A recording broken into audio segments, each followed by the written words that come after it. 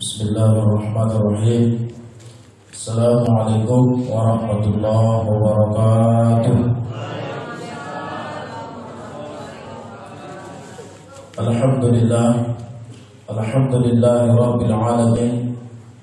Wassalatu wassalamu ala asyrafil anbiya'i wal mursalin wa ala alihi wa sahbihi ajma'in.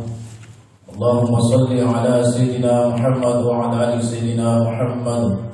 Qul subhanaka la ilma lana illa ma 'allamtana innaka antal alimul hakim. Hasbunallahu wa ni'mal wakeel wa la haula wa la quwwata illa billahil aliyyil azim. Allahumma rabbi shrah li sadri wa yassir li amri wahlul 'uqdatam min lisani yafqahu qawli. Wa shadadna mulkahu wa atainahu al-hikmata wa fasla al-khitab amma ba'du. Bapak Ibu yang dimuliakan Allah Subhanahu wa taala, kembali kita mengucapkan syukur kepada Allah dengan mengucapkan alhamdulillahirabbil alamin atas segala limpahan nikmat dan karunia yang telah Allah berikan kepada kita. Seterusnya salawat dan salam kepada baginda Rasulullah sallallahu alaihi wasallam dengan ucapan Allahumma shalli ala sayyidina Muhammad wa ala ali sayyidina Muhammad. Assalamu alayka ya Nabi Allah, assalamu alayka ya Rasulullah, assalamu alayka ya Habibullah, assalamu alayka ya Sayyidi ya Rasulullah. Semoga kita semua termasuk umat beliau yang mendapatkan syafaat di yaumil akhir nantinya. Amin amin ya rabbal alamin. Bapak Ibu yang dimuliakan Allah Subhanahu wa taala, yang kami hormati Bapak pengurus masjid beserta jajarannya, itu juga yang kami hormati para tokoh alim ulama cerdik pandai, begitu juga para orang-orang tua kami, bapak-bapak, ibu-ibu, dan yang sama-sama kita sayangi adalah anak-anak kita yang ikut hadir di masjid kita yang kita cintai ini. Bapak Ibu yang dimuliakan Allah Subhanahu wa taala. Adapun judul serta perohan Ramadan kita pada malam yang ke-26 ini adalah adab bertetangga. Bapak Ibu yang dimuliakan Allah Subhanahu wa taala, kita ini Bapak Ibu disebut dengan makhluk sosial. Kenapa kita disebut dengan makhluk sosial? Karena kita tidak bisa lari dari yang namanya bantuan orang lain. Tidak bisa kita berdiri sendiri tanpa bantuan orang lain. Contohnya kita lahir dibantu oleh bidan. Ketika berumur 7 tahun, kita diantarkan orang tua kita ke sekolah. Kemudian kita dibantu oleh para guru mengajari kita gimana cara membaca dan cara menghitung. Diantar ke mushola dan ke masjid, dititipkan kepada para ustaz dan ustazahnya. Tujuannya mengajari kita gimana caranya supaya kita bisa membaca Al-Quran. Bahkan setelah kita nanti meninggal dunia, itu pun kita tidak bisa lari dari bantuan orang lain, Bapak Ibu. Karena belum ada sejarahnya ada orang yang meninggal dia sendiri yang mengerjakan fardu kifayahnya. Dia sendiri dia yang memandikan dirinya, dia kafani dirinya, dia sholatin kemudian dia tanam diri dia sendiri, belum ada, Bapak Ibu. Makanya kita ini adalah makhluk sosial. Karena kita adalah makhluk sosial, di lingkungan kita juga adalah makhluk sosial. Makanya ada beberapa hal yang harus kita perhatikan. Contohnya ketika kita yang namanya bertetangga, Bapak Ibu. Kadang-kadang kita lihat ada orang yang bertetangga sudah bertahun-tahun, kadang-kadang tak saling teguran. Ada sebagian tetangga satu dengan yang lain kerjaannya saling sindir menyindir. Ada sebahagian tetangga kerjanya menyinggung tetangganya, menyakiti tetangganya. Padahal kalau kita baca dalam hadis Nabi Muhammad sallallahu alaihi wasallam, Bapak Ibu, apa kata Nabi? Wallahi demi Allah, wallahi la yu'min, demi Allah tidak beriman. Wallahi la yu'min, wallahi la yu'min.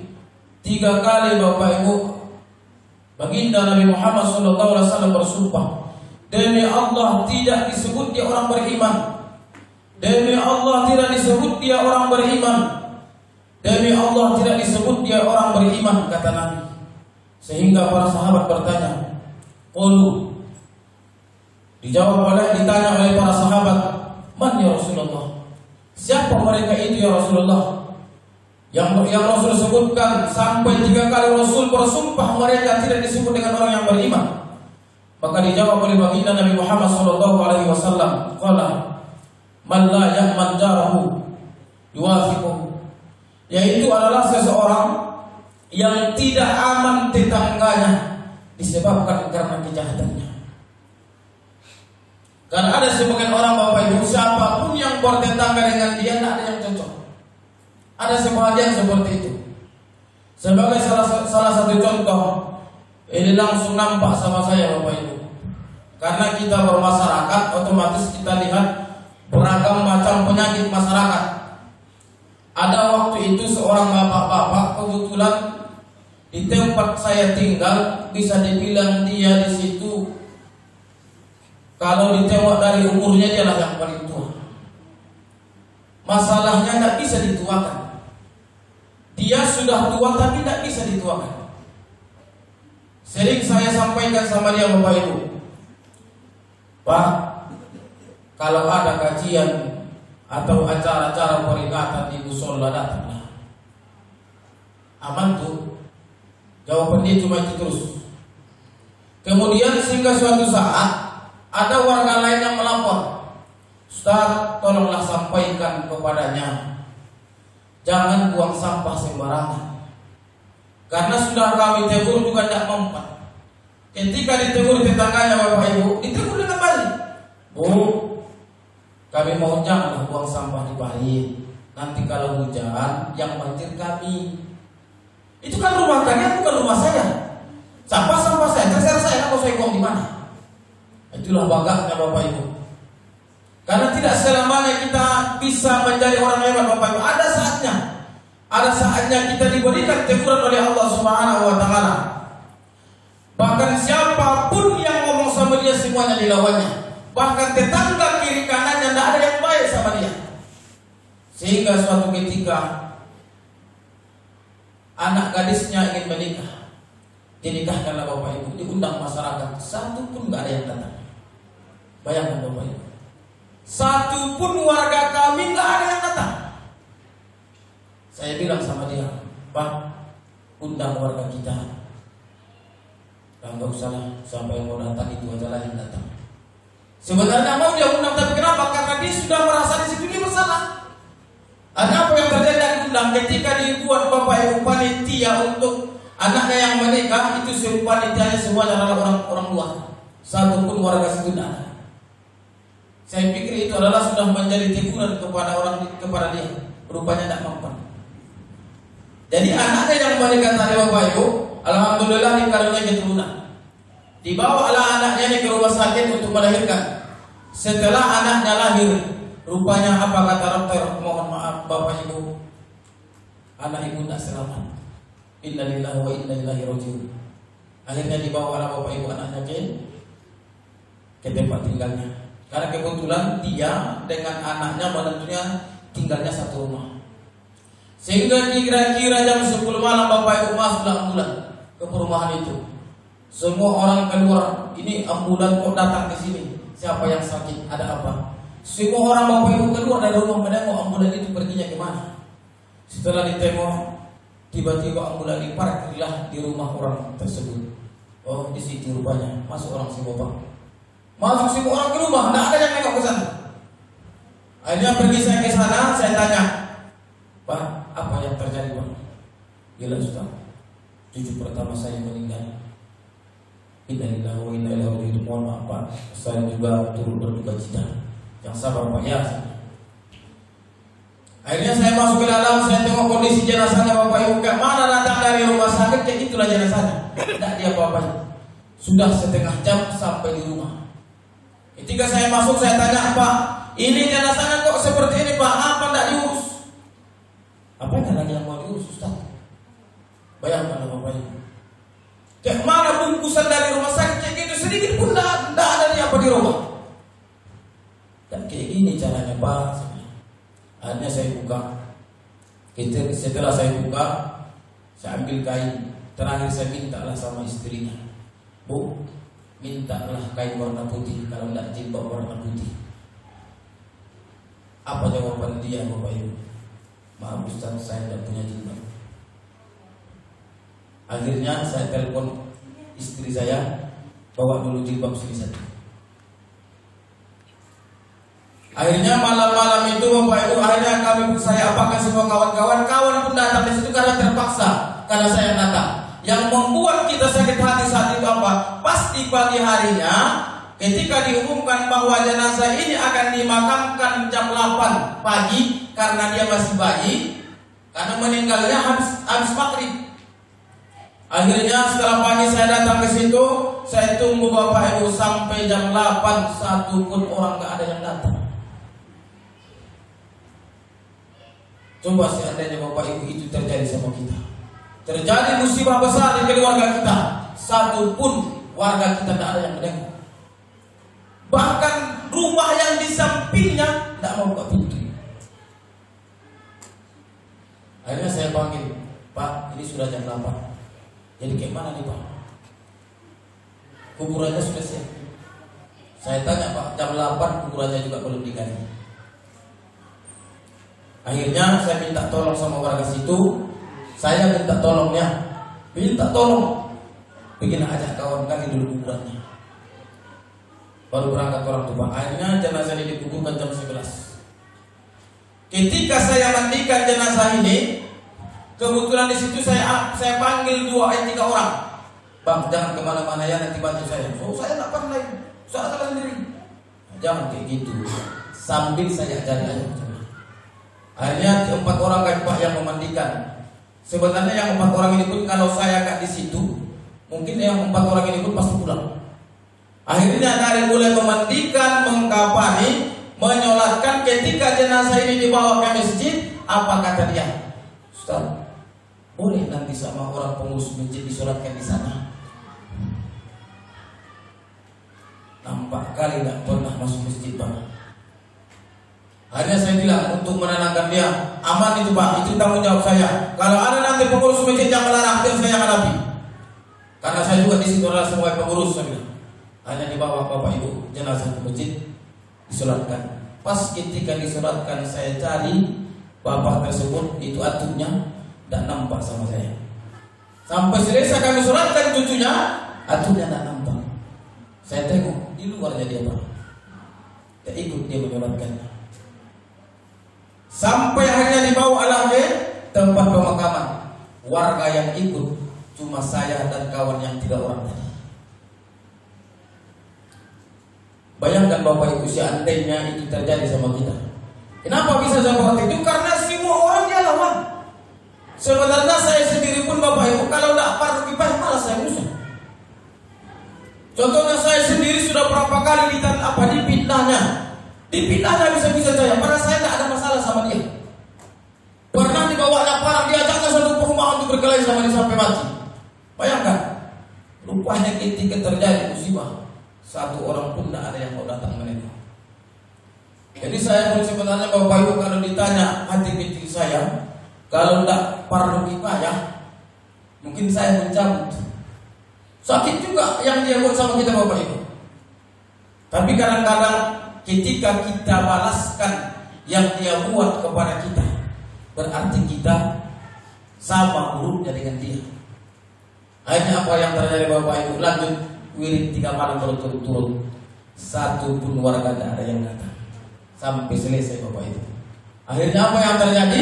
Selesai di wirid Yasin 3 malam. Saya bilang, berapa malam kita buat Pak? Karena biasanya kalau anak-anak orang biasanya buatnya cuma 1 malam. Dia minta 3 malam. Oke, kita buat 3 malam Pak. Habis selesai 3 malam Pak, tak nampak lagi Bapak itu kemana perginya. Mana? Akhirnya rumah itu dikosongkan, pindah dia entah kemana. Karena sudah merasa malu. Karena itu mungkin adalah pukulan yang besar kepada kita. Kenapa bisa seperti itu? Kenapa hasilnya bisa seperti itu? Disebabkan karena ulah kita sendiri. Makanya kita pun Bapak Ibu yang bertetangga ini, baik-baiklah bertetangga.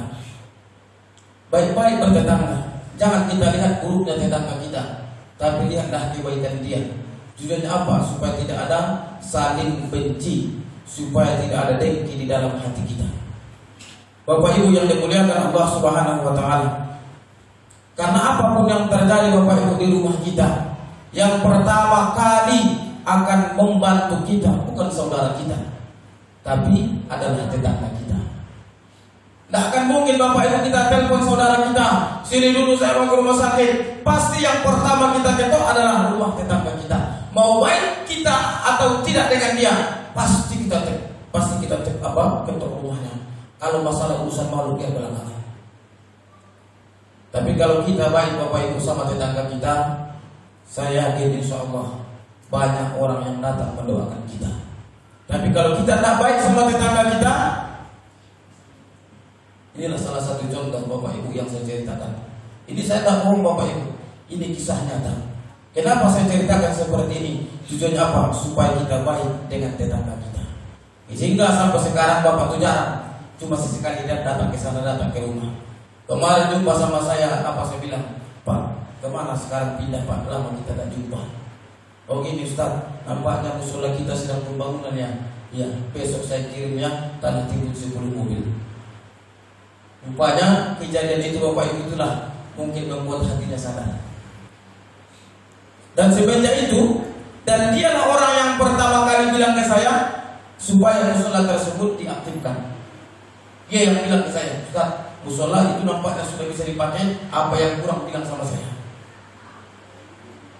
Kan itulah sifat kita Bapak Ibu. Kalau kita belum kena teguran dari Allah Subhanahu wa taala, tak akan sadar. Kalau bisa jangan sempat dapat kita teguran. Seandainya pun kita dapat teguran dari Allah Subhanahu wa taala, maunya teguran itu adalah teguran untuk meningkatkan iman kita kepada Allah Subhanahu wa taala, bukan untuk supaya kita sadar. Kalau bisa itu adalah untuk meningkatkan derajat kita. Karena apa? Semakin tinggi iman seseorang, maka semakin hebat pula cobaan yang akan dia hadapi.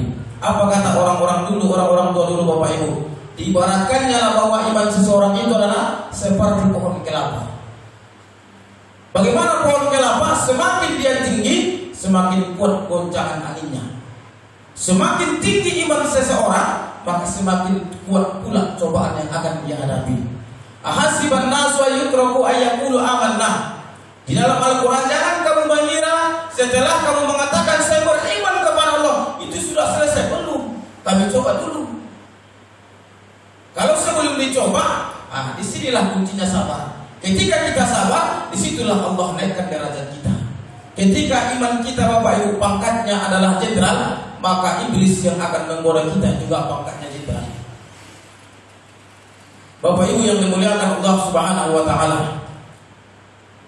Makanya saya tegaskan Bapak Ibu, karena kita adalah makhluk sosial yang tidak bisa lari dari bantuan orang lain, maka baik-baiklah kita sama tetangga kita. Dan tak boleh Bapak Ibu tak teguran sama tetangga. 4 hari kita tak teguran, itu dosanya sudah sangat besar. Apalagi bertahun-tahun kita tak saling teguran. Kalau ada di antara kita Bapak Ibu yang tidak saling teguran sama tetangganya, cobalah nanti malam merenung nanti malam Bapak Ibu, supaya kita diberikan oleh Allah Subhanahu wa taala keinsafan, dan besoknya kita baikkan dengan tetangga kita. Kita minta maaf, tapi takutnya nanti tidak dimaafkannya Ustaz. Mau saya minta maaf, tapi takutnya saya tidak dimaafkannya. Kita Bapak Ibu, tugas kita yang salah. Kalau kita yang salah, tugas kita itu adalah minta maaf. Mau ia maafkan atau tidak, itu bukan urusan kita. Tugas kita adalah cuma minta maaf. Mau ia maafkan atau tidak, itu adalah urusan dia dengan Allah Subhanahu wa taala. Allah saja Maha Pemaaf.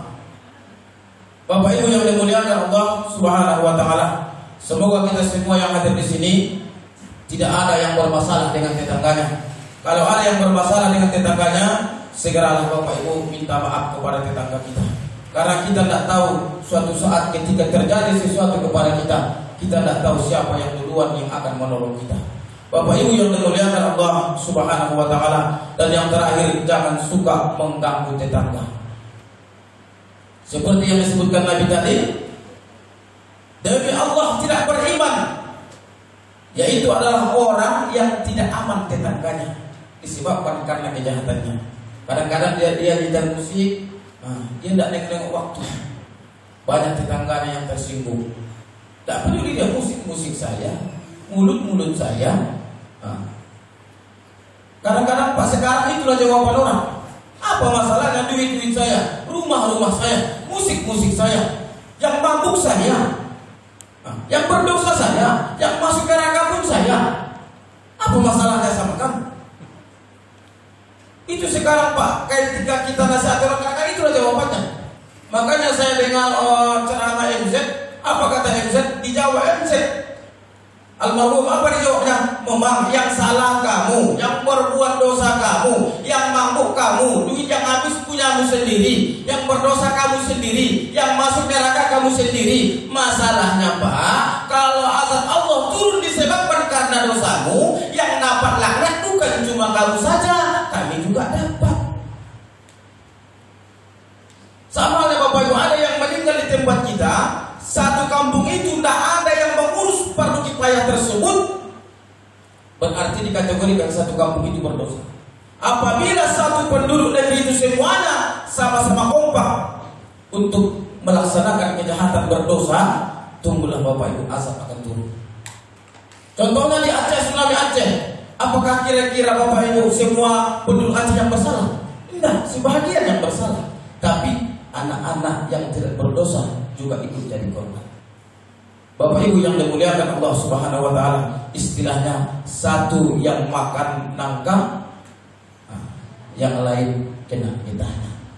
Bapak Ibu yang dimuliakan Allah Subhanahu wa taala, mungkin inilah Bapak Ibu yang bisa saya sampaikan pada malam yang berbahagia ini. Kalau ada salah, saya mohon maaf. Kalau ada yang tersinggung, alhamdulillah berarti hatinya masih sehat. Ya kan Bapak Ibu, kalau hatinya masih tersinggung, berarti hatinya masih sehat. Yang kita takutkan itu tidak tersinggung-singgung. Oh ini Ustaz menyinggung saya, berarti hati ibu masih sehat.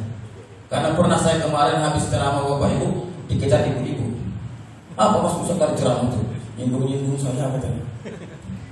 Di situ saya Bapak Ibu, saya ada nak kenal sama ibu itu, dari mana saya nyinggung dia? Kecuali kemana saya kenal dia. Rupanya kebetulan hadis yang saya sampaikan itu ada 2 poin kena sama dia. Akhirnya saya bilang, berarti hati ibu masih sehat, bersyukurlah Bu. Ketika saya sampaikan hati ibu masih tersentuh, tersinggung, berarti ibu masih sehat, hati ibu masih sehat. Bersyukur Bu, saya bilang. Yang saya takutkan, sekeras apapun saya bilang masalah ibu, itu ibu tidak peduli saya. Yang kita khawatirkan itulah terjadi. Khatamallahu ala qulubihim wa ala sam'ihim wa ala abasarihim. Berarti sudah dicap Allah. Nasihat apapun yang kita berikan tidak akan pernah masuk. Bapak Ibu yang dimuliakan Allah Subhanahu wa taala, kuis.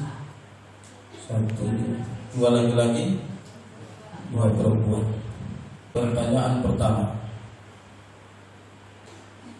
Ini masalah Al-Quran. Ayat yang pertama turun Al-Alaq. Al-Alaq dulu. Ayat yang pertama kali turun surah Al-Alaq. Kan? Pertanyaannya, surah apa yang terakhir turun ayat ada di surah mana? Anak kita yang jatuh. Al-Maidah, betul jawabannya. Ya. Al-Maidah. Soal yang kedua. Ini matematika. Matematika tapi berkaitan dengan kehidupan akhirat. Pertanyaannya jangan salah jawab. Pertama perempuan dulu. Pertanyaannya, saya punya duit 100.000. Pernah dengar Bu? Saya punya duit 100.000. Saya ambil 30.000, saya infakkan. Berapa tinggal? Ini kan kuis, bukan berkuis kan sama tanya jawab beda. Kuis itu sama dengan teka-teki. 30.000. Kenapa saya bilang tinggal 30.000? Yang 70.000-nya Pak harus beli bakwan. Yang 30.000-nya tetap tinggal sampai akhirat. Iya kan? Tapi kalau di sekolah jangan jawab 30.000, salah juga Pak Ibu gurunya. Nah, pertanyaan berikutnya ini tentang masalah jenazah. Biasanya kalau ada orang yang meninggal, itu bawa jenazah itu dari rumahnya kan lurus, lurus sampai ke masjid. Ini ada satu jenazah tidak bisa dibawa lurus, harus kiri bawahnya. Pokoknya ini kepalanya harus kiri bawahnya. Itu mainnya yang seperti apa? Yang bisa tahu? Ada? Terlalu susah jawabannya. Nah, ini kan kuis, sesuai kuis. Jawabannya adalah yang meninggal itu adalah anak-anak. Anak-anak itu kalau meninggal di bawah masjid tidak bisa lurus. Kenapa? Karena dia digendong oleh omnya. Iya Pak, digendong oleh omnya. Kalau omnya jalannya luar, payah. Terpaksa, tapi kalau yang bawahnya tetap lurus, tapi jenazahnya tetap harus kayak gini. Karena dia digendong. Bukan yang banyak dosa. Nah, yang terakhir, ini sesuai dengan kuis. Rukun wudu, kan? Ketika kita berwudu harus kena air. Anggota wudu harus kena air. Coba sebutkan di rukun wudu itu yang tidak kena air. Rukun wudu yang tidak kena air. Ya. Nah, air itu tanah itu debu. Yang perempuan ada sini. Kalau sempat ini kena air, orangnya bisa mati. Ini rukun wudu yang tidak kena air. Jadi masuk muka harus basah semua, tangan harus basah semua.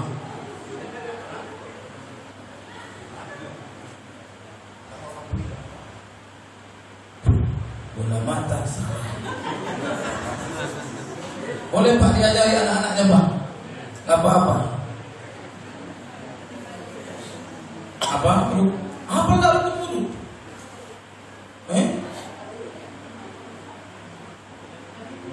Jangan ada apa pula rukun wudu. Jawabannya adalah, ada yang mau jawab? Itu sampai 3, 1, 2, 3. Jawabannya adalah niat. Niat itu tempatnya di mana? Di hati perlu dibasuh hatinya. Nah, niat dulu baru basuh muka. Itulah rukun wudu yang tidak kena air. Jadi pertanyaan Anda bisa dijawab. Saya kasih satu pertanyaan lain, kalau tidak bisa dijawab.